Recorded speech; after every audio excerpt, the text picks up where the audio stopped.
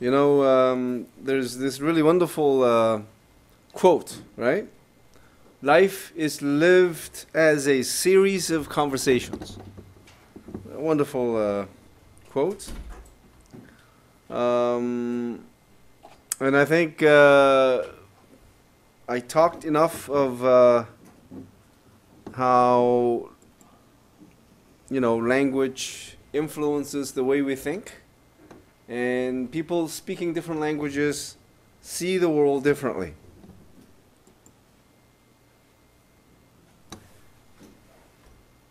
So I talked about the example of Eskimo, the Inuit language. Now, if we agree that language determines the way we think or perceive the world, you know that there is definitely sexism. Okay, sexism, we're going to get to that a little bit later, but racism in English, right? So, for example, hyphenated ethnic groups. You know how we use terms like Korean hyphen American, Japanese hyphen American?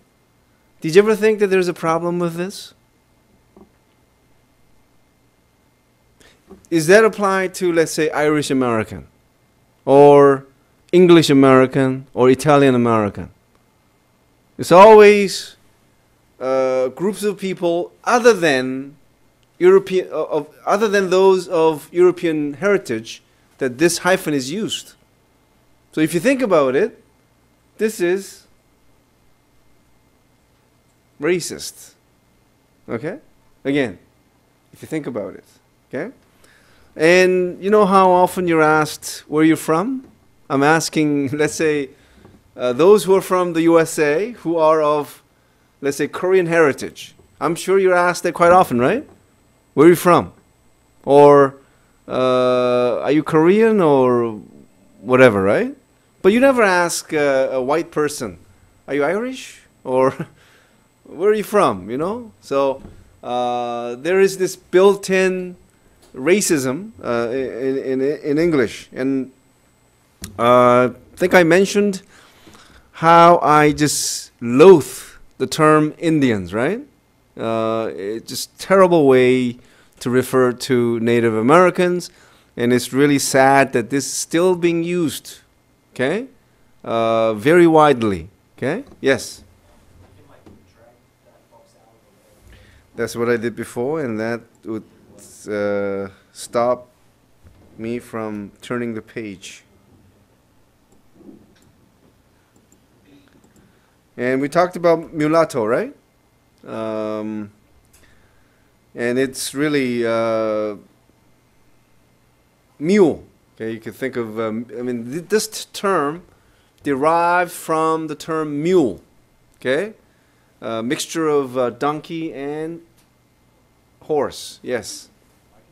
Now, what about sexism in English? Well, things are much better now, right? I think books that are published now, or magazine articles, journal articles, they don't use terms like chairman, mankind, but rather chairperson, or just chair, humankind, and he or she, rather than just using the pronoun he, right? Another thing to talk about is sort of ethnocentrism in language. For example, what do we refer to people from the United States? What do we call them? Americans. Then what about Canadians, Mexicans, and all the people in South America who also live in America? So who gave the Americans the right to use that term? That's ethnocentrism.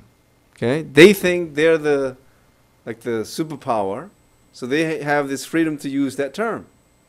And did you know that Spanish has a really good solution to this problem? Because in Spanish, Americans are called United Statesians. And I think that makes perfect sense, right? So if you pick up some books now, authors who want to be just totally politically correct, they don't call Americans Americans, rather U.S. citizens. Okay? So I think in due time that's going to happen, because there will be enough oppositions to, I think, U.S. citizens using that term. I think it's going to happen soon enough. Okay? I mean, if French or German was to say, I'm European, to refer to them only, would other Europeans let that happen? No. So, and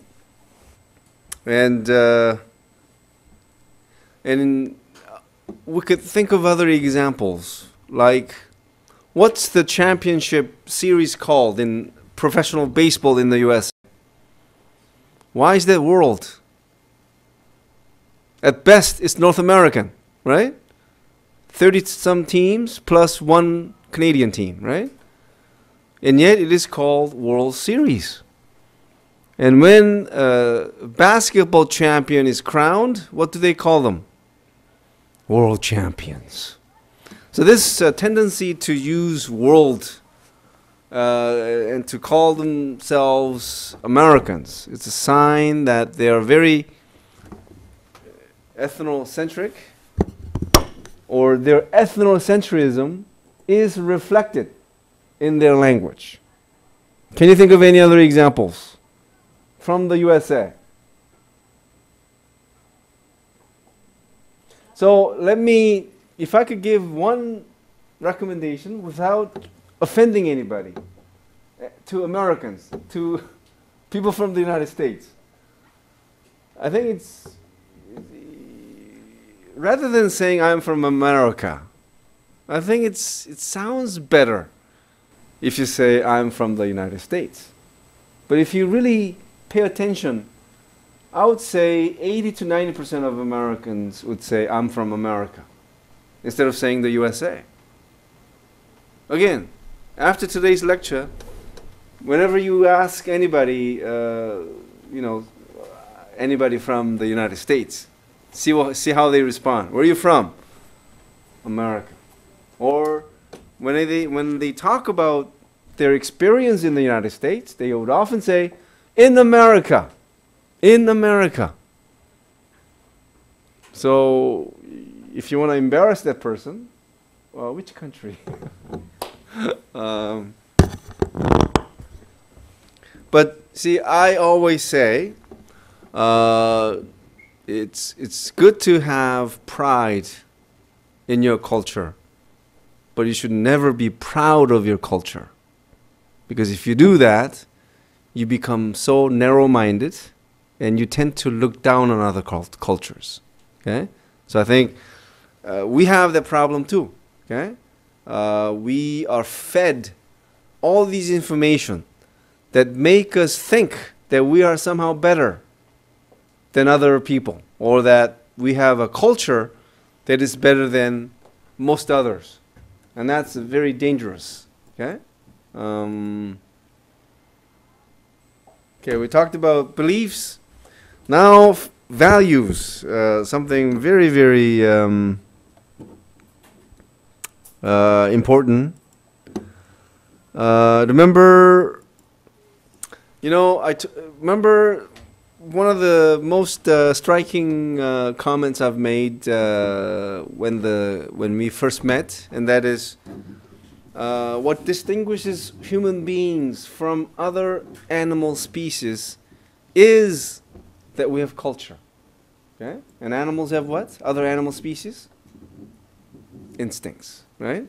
Now, all the cultural components that distinguish us from other animal species, it is the most important one, I would say, is values. Okay? Because we have values, we have objectives in life. We have you know, we have these goals. We do things because we have values. Okay? So, without values, we're nothing. Because values are like a guide. It's like a point in the map which tell us where to go. Okay?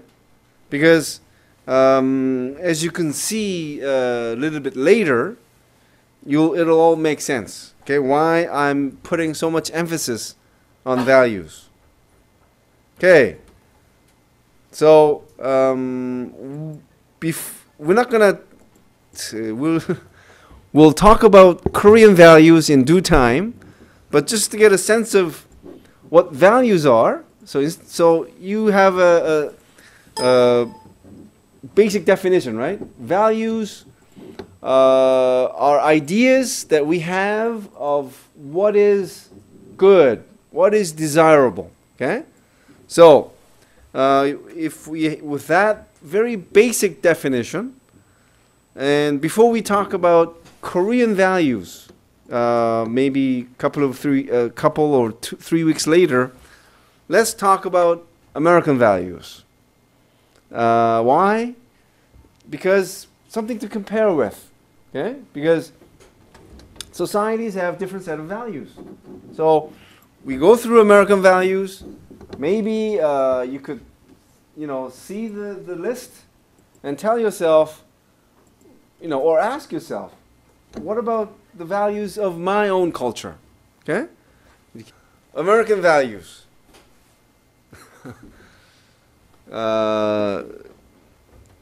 Can you see? What are the most important American values? And Americans, you should be able to answer this. At least mention a few. Yes? Are you American? I'm just kidding. Freedom, yes. On a scale of 1 to 15, where do you think that stands? So number 1, the most important one. Number 15, least of the 15. Let's say 12. I'm just having fun. Yes. Cheeseburger? What? Cheeseburger? He's in a fun mood. Value should be something that makes you do things. But you don't, cheeseburgers don't make you do things. If that does you that, then you're an animal. Just kidding. Yes. I guess being your own person, like in the US, there's a lot of like campaigns and stuff like that on like being your own individual, I guess you could say. Your own. Is there something about sort of a self-fulfillment or individualism? Yeah. Individualism. Yeah. Your own self, having your own idea of who you are. Very good. Yes. Equality and diversity. Equality. Very important. And success, yes. And when you think about this list, don't think that in reality that these values are reflected. Because sometimes it is not. Or oftentimes it is not. You know, equality is definitely one of the key values of Americans, but inequality in the USA is one of the worst in the world. I mean, definitely the worst among the economically advanced nations. Okay? Yes? No, because I come from a different culture as well myself, so like, I guess the fact that America's like a melting pot also is like all these things. Because I don't know, because you have like a set list, right? Like, in my mind, I can input different stuff, but I have to like think outside of my culture, I guess. And just be strictly American, so I guess it's like kind of hard to separate some stuff. That's all like 1 or 2 words, and that's like something else in there. So I mean, the fact that America's a big country with so many different cultures within it, I think that can influence what everyone's values may be, or the main ones. Okay. Because there's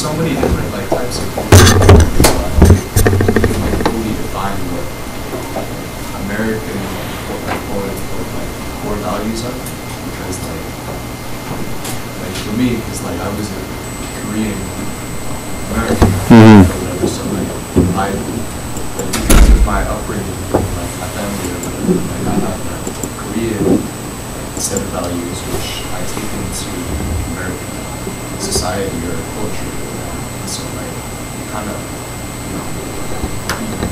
kind of like mixes together. Yes, but it is still true that if you take a survey, for example, or surveys of, let's say, tens of thousands of Americans and ask them to list the most important values, you do get a list where most Americans would like nod and say, oh yeah, I find that very important. So that's the kind of list I'm talking about, okay? Because if you just look at the list, then you may have hundreds of values. But if you were to just, come up with, let's say, 15 most important ones, then, you do have such a thing, okay? But it's not, fixed in stone, okay? But it is interesting to look at what Americans say as being the most important values. Yes? I think it's because I'm a Korean American here, I feel like I can differentiate what my American values are even more because it contrasts so significantly. Okay. So what would be one of those values? Something that's not mentioned. So I think being happy is the most important virtue. You know what the question was posed though? Like, was it like, what are the American values? What are the most important values to you? The questions were asked. Did it say American? No. This question would have been asked to Americans. Right. What are the most important values to you? And the respondents were Americans. I just didn't know if you say like America in the question, then maybe the answers would be more like economic or political than, I don't know, happy. Oh, I see. So I was just wondering what the question. Or maybe we don't really are not paying more attention to, or enough attention to, this issue of happiness. Right? I mean, how many of you, wake up every day and think about happiness as being something that is important to you, and that's what do things. I mean, aren't you often like mobilized and moved and pushed into doing things, not because those things make you happy, but because you think that you have to do those to be successful. And that successful meaning getting a job, right? But again, I think the highest sort of a point that you should aspire for is happiness. So that doesn't have to be getting a good job at, may not be getting a job at a big conglomerate, may not be marrying somebody with lots of money, okay? Because if you lose sight of this happiness, other things will get in the way. And I think marriage is a good example. Instead of, if you really think about your happiness, maybe the most important thing could be romantic love. But if that happiness is secondary to living well and being able to buy things you want, then finding someone with a good job and lots of money is most important, right? So I think it's a high time that we bring back or bring in happiness to our consciousness. Yes. Oh, I was going to say Hard work. That's very important. American value. Hard work. Anything else?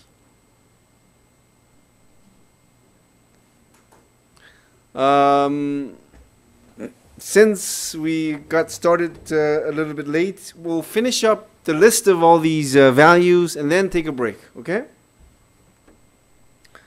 So hard work is there. Number 4, moral orientation. People in the USA have this tendency toward absolute ethical judgments regarding what is good, bad, right or wrong. Okay? Number 5, humanitarianism, that is charity toward others. So when people are in trouble, they are more likely to help than maybe people of other nations. I think philanthropy is one of the key values of Americans. That is why the richest people in the USA, including Bill Gates, Warren Buffett, have promised to donate more than 90% of their assets for charities. Okay? That is in big contrast to these rich people, not rich people, I don't want to make that kind of generalization, but these Jebel families amassing just big fortunes, but never donating any money for a good cause, except, a few times, right? Yes. They donate especially after there's like a scandal. Yeah, that's very true. So I'd like to throw a question to you. Why is it, do you think, that the richest in Korea are less prone to giving money for philanthropic causes? Why are they less inclined toward philanthropy? Okay, students at Nanjing University, a student responded to my question, why aren't the richest people in Korea not as inclined as the richest Americans to give money for good causes? Meaning, why are they less inclined toward philanthropy? And his response was that because the richest people in Korea are sort of an old generation who have experienced extreme poverty, so they sort of want to hang on to their wealth. Okay, let's talk about that when we talk about Korean values. Okay. So could somebody remind me of this question when we talk about Korean values? Okay, so we're talking about American values, and we got to about 7 values.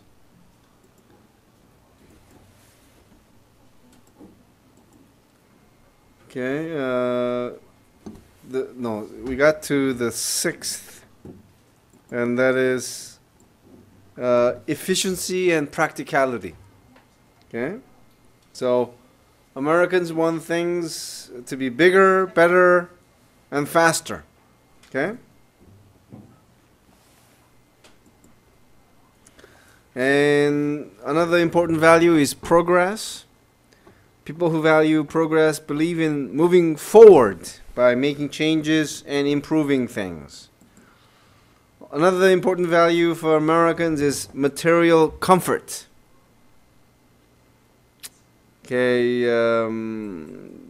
so I guess we could say that this is one of the reasons why Americans love cars.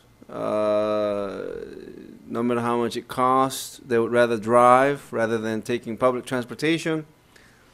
Number 9, equality. We talked about that already. Number 10, freedom and liberty. 11, democracy. 12, nationalism, patriotism. 13, science and technology. So they believe that, ultimately scientific and technological advances can solve most problems. 14, maybe racism is a strong word, but Americans value their own ethnic group above all others. So they believe that their country is the best. Okay? So I'm gonna change that to just group solidarity or superiority. Other important American values may include, okay, so I'm gonna change that too. Okay, so look at emerging values. So the 15 I just talked about are values that have been identified as being the most important values for about 3 to 4 decades. But these are now new emerging values. 1, leisure. Okay, so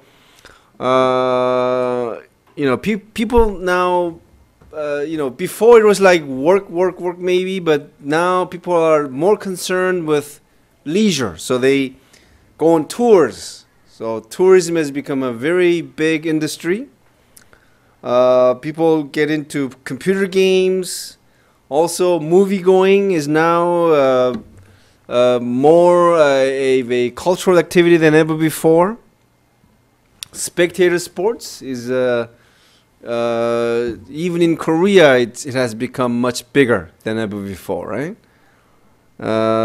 Second emerging value, self-fulfillment. It was sort of so that's why in the USA there are so many articles, books, and even talk shows talking about becoming all you can be, self-help, personal development.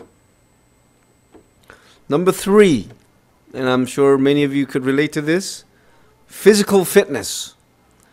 So we have a lot of mass media coverage on nutrition, organic foods, weight, diet, and if you walk around like the Han River, you see a lot of cyclists, joggers, right?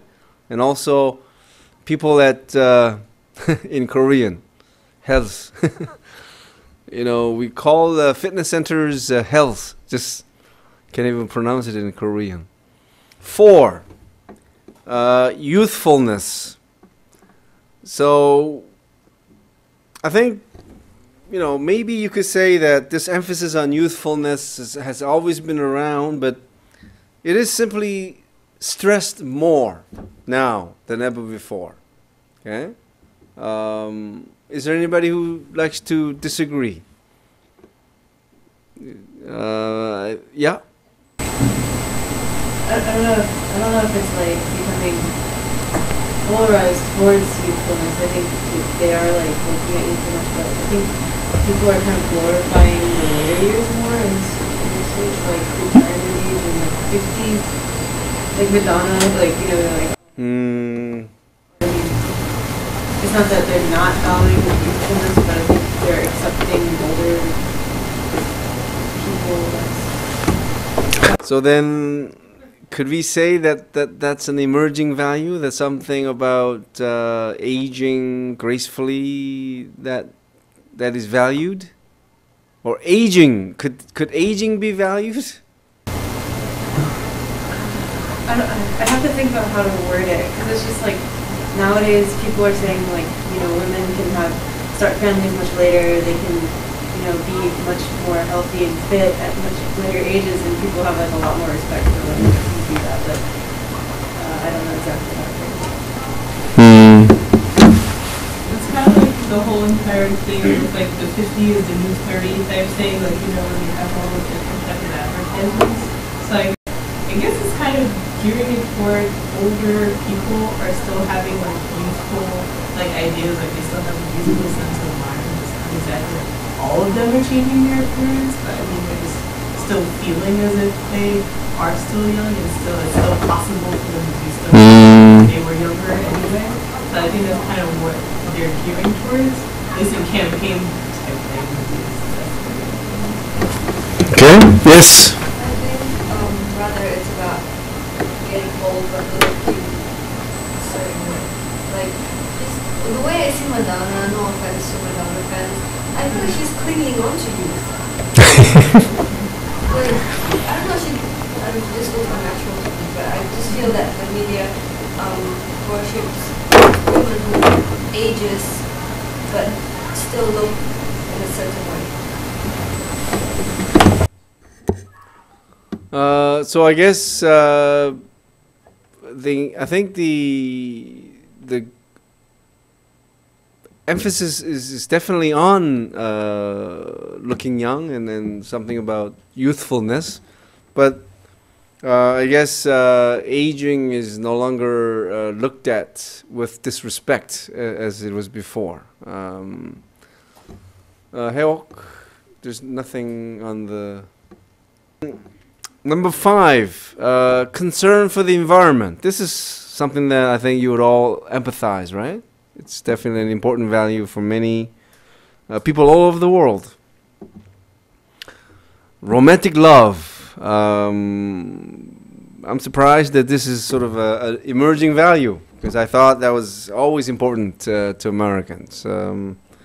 You've heard of this very important or famous phrase, love conquers all. Not. Actually, yes, I think it's true. Anybody who likes to disagree? In reality, yes, there are things, I guess love just cannot conquer. Just never mind. Anyway, so with this emphasis on romantic love, the only proper basis for marriage is romantic love. Okay, not the person's educational achievement, or the person's job, or person's money, but love, love, love. That's all that should matter when it comes to marriage. And I think television, movies, music, magazines, and other mass media definitely glorified romantic love, right? I think even a movie like Titanic, right? The two main characters, they cross the class boundaries, right? To fall in love. And yes, we do see romantic love being probably the most popular theme of the very vastly popular Korean dramas, but especially love between just superbly rich men falling in love with very, very poor and yet very, very attractive women, which never happens in reality in Korea. Okay? Never. And number 7, education. You know, even in the USA now, I think the idea is that if you have the means, you should complete university education, right? But 30, 40 years ago, there wasn't really this big emphasis on, you know, people getting a post-secondary education. But now there is, okay? Any others? I've listed honesty, justice, and we could probably include bravery, courage. Now, there is one that's really missing. What is that? Of all the values that we have talked about, including emerging values, what is missing from the list? I think social mobility is sort of related to equality. Family, very good. You spoke too soon. I was going to offer a cup of Maxim coffee to the person who got that right. But next time, Maxime. Yes, it's family. Okay. A student has mentioned that an important value that is missing from the list is this: that do unto others as you would like to have others do to you. Is that how it goes? Yeah, something like that, you know. So that is to say, respect others and treat others well. Right? So, golden rule. I think that's an excellent, really something that we should all try to abide by, you know. Okay, last call. Anyone else? Brotherhood.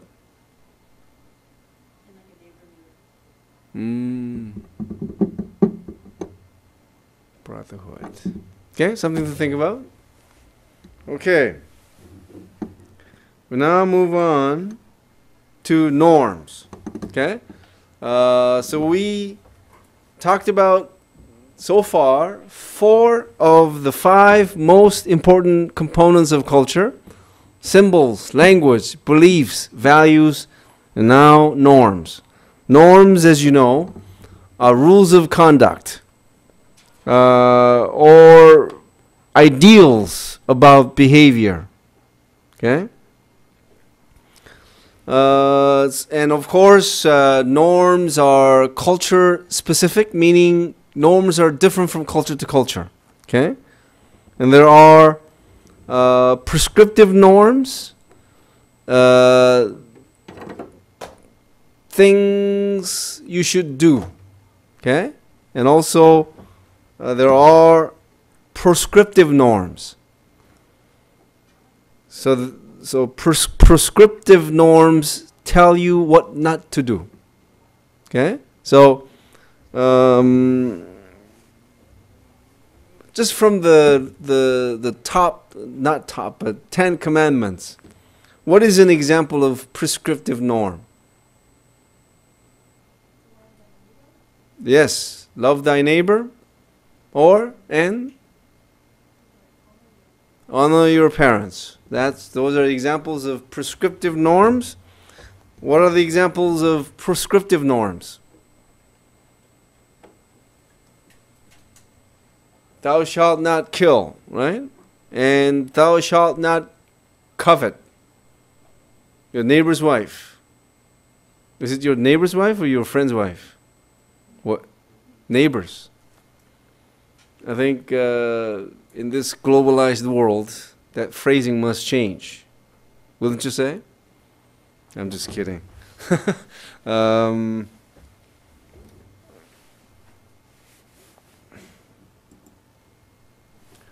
Okay, so under norms, we have several sort of concepts to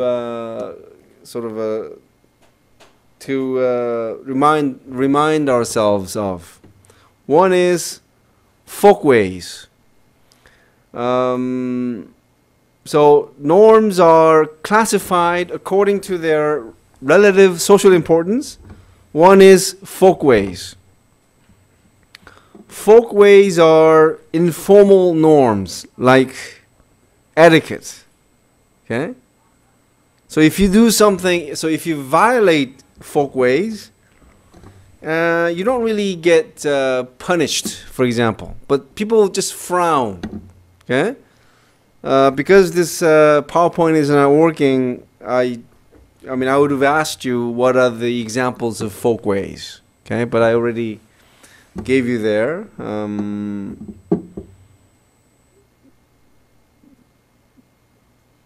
So do you get a good sense of what folkways are? Etiquette. So simply put, they're etiquettes. Okay?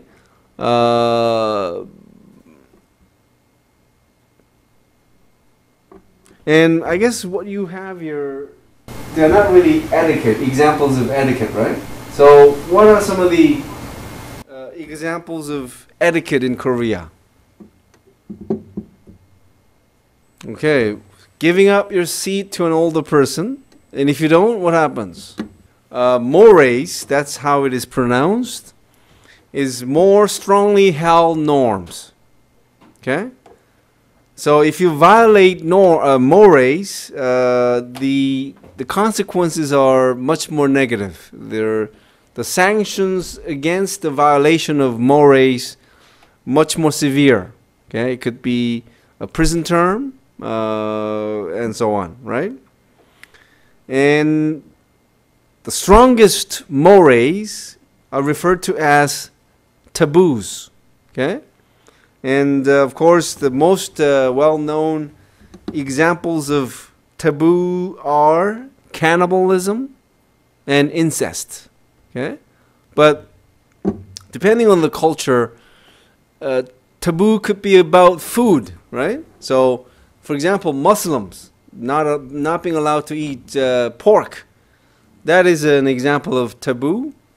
And during the Joseon Dynasty, the premarital sex among women was a taboo, right? So, depending on the location and time, taboos have changed and are different. Okay. Can you think of any interesting taboo that you know of in your culture, or something that you have read somewhere? Next is laws. So I don't have to explain what laws are, but so under this umbrella component of norms, you have three things, right? Folkways, mores, and laws. Okay, all related to, you know, how you should behave. These are all about behavioral standards. Okay, these are standards that tell you how you should behave and how you should not behave. All right.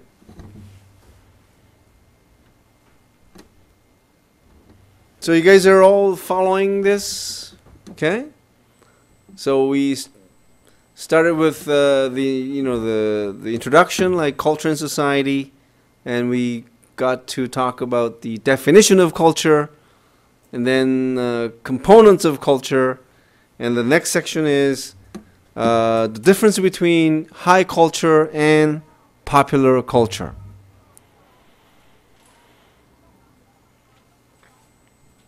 High culture, also referred to as elite culture, consists of things like classical music, opera, ballet, live theater, and other activities usually patronized by elite audiences. Live theater here would include musicals, yes or no? Is musical a form of high culture or not?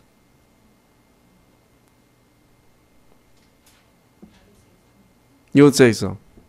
Well, in terms of the cost, it's about the same, I would say. And the format is quite the same, right? Instead of saying things, they would sing, right? Where's my coffee? Kind of thing.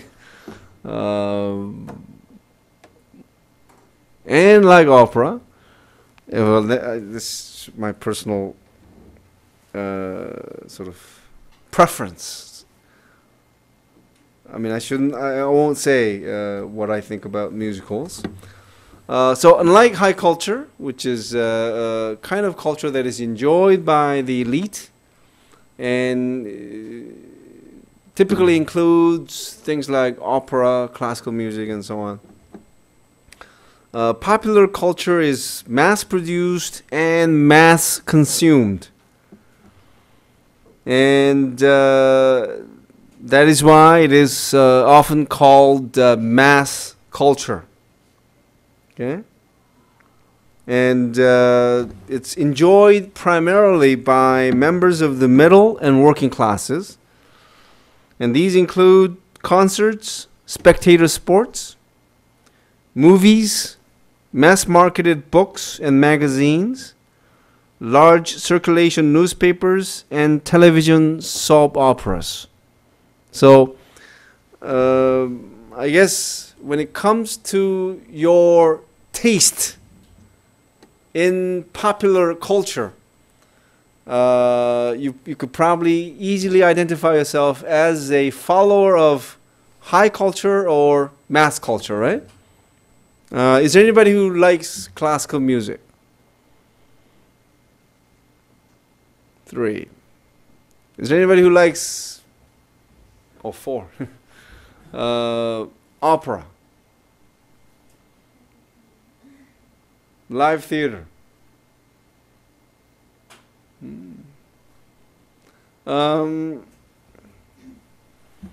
I'd like to share with you my personal story of how I became a classical music fanatic after being a headbanger for heavy metal music. You see, I won't get into my personal life history, but anyway, let's just say that I've been in situations where things were rather tough. So what held me in my place was music. And this is, we're talking about, let's say, the late 1970s and 80s when I was in my adolescent years. And music was what kept me going. So I listened to, you know, pop music, rock music, and heavy metal. And the types that I liked the most were the rock and heavy metal music. So in my high school, I wore, believe it or not, torn jeans, long hair, okay, and I had a like jean jacket, all torn. I mean, you know, now it's a fashion, right? It's like a lot of you buy things that are torn, right? But back in those days, only the socially sort of misinformed or socially unadjusted people used to wear torn jeans. Okay, like if you go to a high school and you saw, you know, group of students wearing torn jeans, you know, they're not the type who studied. Okay, they were like troublemakers, and I was one of those. Okay, and I wore this jean jacket at the back. I had one that said Black Sabbath, and the other one that said Deep Purple. Okay, so I walked around, you know, this long hair, not really smiling like I'm now, you know, and back then I wore these glasses, and I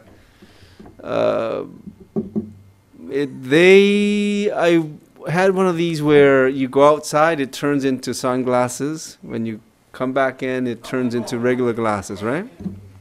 But I got these when they just came around. Okay, now I think it's perfect, right? But somehow mine didn't work well. So I'll go out, it turns into a black sunglasses. Come back for my classes. We're talking about high school here. I'll be sitting in the classroom, right at the back. The glasses still being black, right? But because I had this reputation, no teacher ever asked me to, you know, do something about my glasses. And when certain classes had, you know, teachers asking every student in the classroom to respond to the question the teacher raised, they would usually skip me because they know I would not know the answer. Anyway, I was just sort of a troublemaker type student who was into heavy metal music. But somehow, by the time I graduated, I think I reached the apex of listening to pop music. Because by the time I graduated, I had like 3,000 records. So it was like having every record that mattered. Okay? And because I loved music so much, even back then, I detested those idol groups. Even back then, we had those small groups of artists, not artists, but musicians, who were actually, this sort of was a phenomenon of the 1980s and on, right? But in the 1960s and 70s, we're talking about all singer-songwriters, okay, who wrote their music, who had their own unique musical style. So anyway, by the time I graduated, believe it or not, the music that I was listening to was not giving me satisfaction. Okay? So what do? So I listened to jazz, and I listened to classical music, and what I liked was classical music. So it became a long story here, but the point is, I came to listen to classical music after having tried other types of music. So that's why I always like to tell people to try to listen to every type of music before deciding on any particular genre. Okay? So now I listen to everything. One day I'll be listening to Beethoven, whatever. The next day I'll be listening to Led Zeppelin. Okay? Or the symphonic metals like Nightwish. Does anybody know Nightwish? I think the taste changed, but it became one of the musical tastes that I enjoy. Okay? So, like I said, now I listen to, like, again, one day it'll be heavy metal, next day, Chopin. Iron Maiden, yes. You name all the heavy metal bands, I know them. Okay?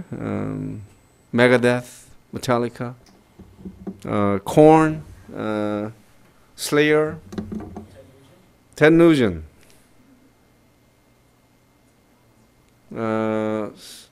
Anyway, so I'm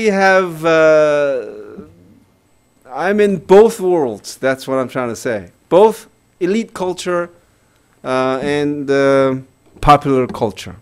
And I'm not saying that, nobody should say that one is better than the other. But I do like to say that I have some reservations about popular culture of Korea today. Okay? Especially in the musical scene. So I have to confess, because I think and I strongly believe that music has a really important place or important role to play in one's life. That when music industry in Korea is just totally dominated by these idol groups, it's really sad. Seriously. Okay?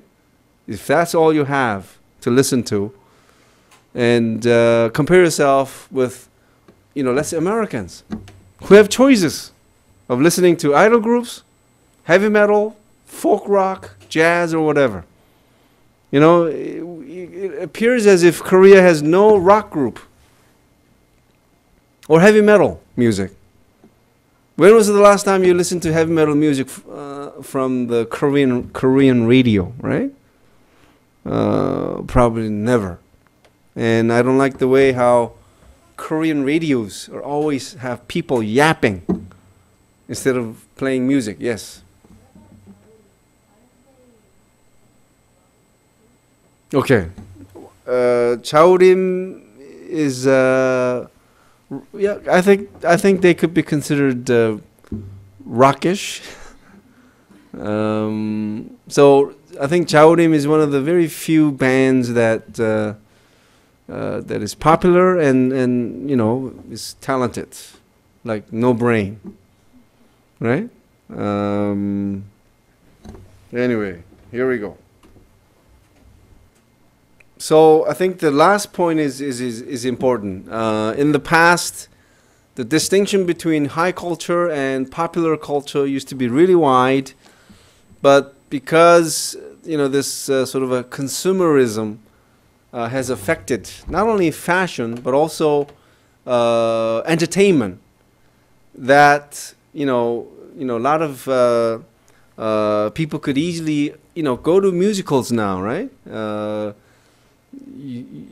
I don't think it's really a matter of like the expense. You don't think of not going to musicals because they're expensive. You just don't go maybe because you just don't have a taste for it, right? But before, there was this really wide gap between high culture and popular culture. Okay? Let me... Okay. Just gonna skip to the influence of mass media. And as you know, mass media include the print, film, electronic media, that's radio and television, and the internet. And they all have extraordinary power to shape public information and perceptions. Okay? So, and people, of course, get most of their news from television. Now, how many of you actually try to sort of read behind or try to find information beyond what you are exposed to?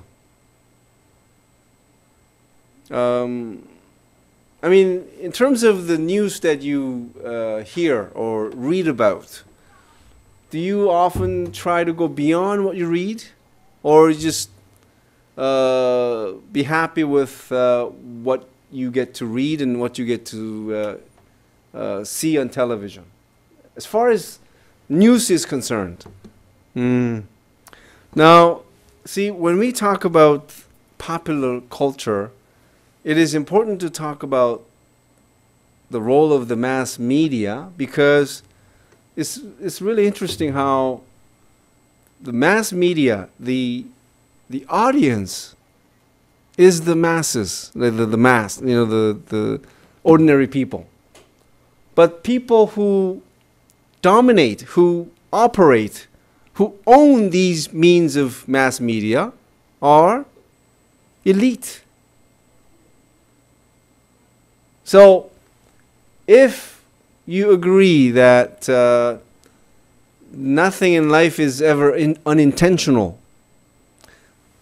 what could these media owned by the elite, what kinds of message do you think they'll try to send to you or show to you? So if you think about that, it's really I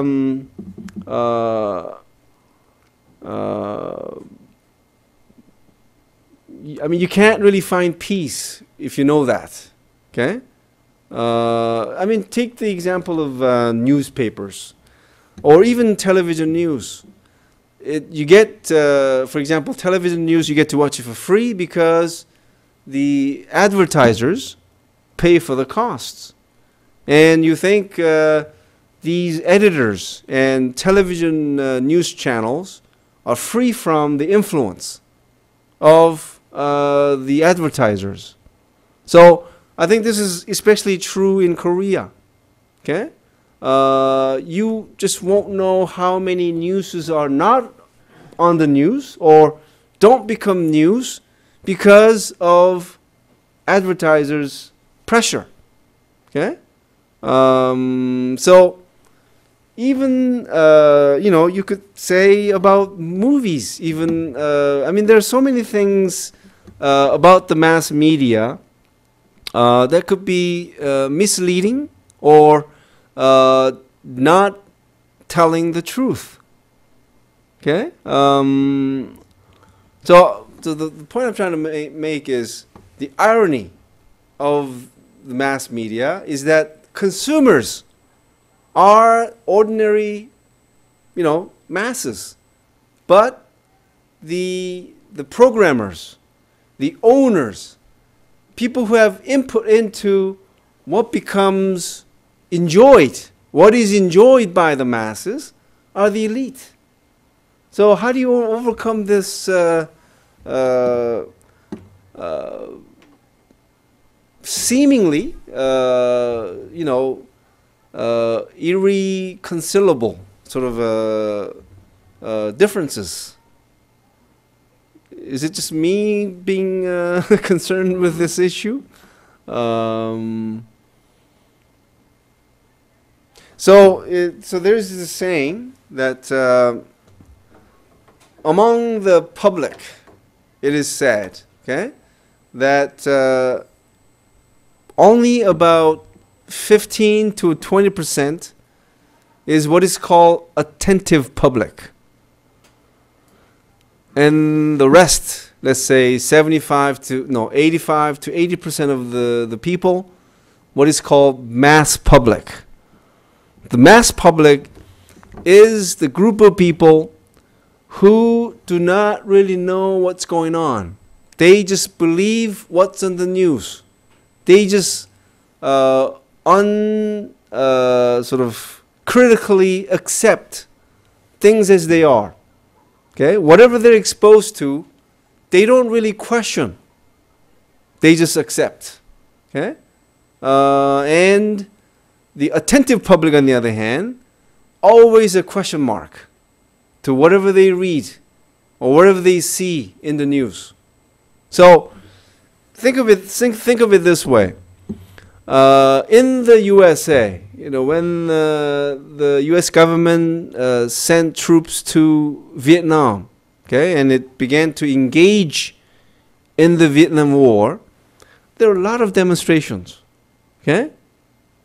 And it's not just about the Vietnam War, but back then, American young people were more agitated. They were more attentive to public issues. Now, life in the USA, compared to the 1960s, is much harsher. So if the same spirit lived on, there should be more demonstrations in the USA than ever before. But what's happening? Yes, there have been some demonstrations in the Wall Street and many big cities in the USA. But if you look at the number of people who showed up, it's laughable. So what has happened? It's this. Okay? If you go to the USA, one of the saddest things I have witnessed is how young people, when they should be talking about politics, how they should, and how the US society could be better, what were they talking about? College sports. That's all they talked about. And that is the influence of mass media. Okay? So this mass media made fools of many, many Americans, I would say. So you can correct me if I'm wrong, but so that's what I was trying to get at. The mass media, enjoyed by the masses, and yet owned, programmed, and controlled by the elite. So you can't say that it's, the two parts are playing at in equal terms. There's something about conspiracy, maybe, but you've heard of this saying, right? That television is a fool's box, and maybe it's high time that you really think that there is something about these mass media that are somehow being used to make the masses sort of passive, okay? To just accept things as they are, okay? And you know how one of the most famous sayings of Marx has been what? Religion is the opium of the people. And what he's saying is that because people believe in religion, they accept things as they are. They become passive. Instead of trying to change the system that makes their life miserable, they just accept. Okay? But in today's time, I would say, mass media is the opium of the people. Okay? Again, instead of changing the system that makes your life not as good as it should be, people just accept things as they are, and they're distracted. Okay? Distracted. So as young people, please do not watch soap operas. Okay? Don't be like your ajumma. Okay, that's a personal message, but I think In the USA, is it popular for young people to watch soap operas, like college students? But in Korea, it's a family thing. Like from elementary kids to grandma age, all watch together. Okay, so young people in this room, you could say, oh, you know what's just, you know, a couple of hours of watching. What kind of harm could that do to me, right? But it does. It's a very silent poison to make you become passive. Okay, for the next few minutes, let's talk about popular culture and leisure. And one of the things we could talk about is fads. Fad is a temporary but widely copied activity followed enthusiastically by large numbers of people. Most fads are short-lived novelties. The question is, Hallyu. Is that a fad or is that real? You know what Hallyu is, right? The Korean wave, the popularity of Korean popular cultural products like dramas, music, and movies. So, what in terms of the musical genres, you know, in the 1980s and 70s and 80s, disco was like the thing, right? And it lasted for like 15 to 20 years, I think. What about hip hop? Rap? Does it have a permanent place? Like, will that continue? Okay, that is not a fad. So, I don't think we could group K-pop together with rap because rap is unique musical style, right? But K-pop, it is imitation of American pop with just the Korean lyrics. Okay? You shook your head? I think I would agree with you in that, like that K-pop is like totally like they are imitating like US stars, like even the music styles, the dance moves, and like everything. Right. But why is that so much enjoyed in, you know, many Asian countries? See, if you look at music videos in Taiwan, Thailand, they all look the same as those in Korea. These young, so-called good-looking boys and girls, boy bands, girl bands, doing their dance moves, and the beat is very similar to K-pop. So I don't know why they would still prefer Korean stars over their own. So I guess that's one impact that we've had on their pop culture scene, okay? Because they're imitating us. We have imitated the American style of music, but I think we've added something different to that with sort of, I said we, so our own sort of images, right? And dance moves. Yeah. So the new trend now is to bring a level of authenticity to this Korean K-pop.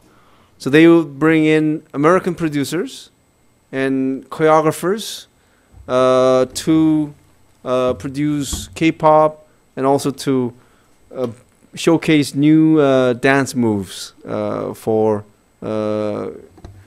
Korean performers. Okay, so let me just say that in terms of fads, there are like object fads, things, activity fads. What would be an activity fad now? Twinking? What is that? Tweeting. Well, it's here to stay, right? Idea fads, personality fads, you know, Kim Yuna. Okay, so on that note, we'll close today, and I'll see you guys next week. So thank you.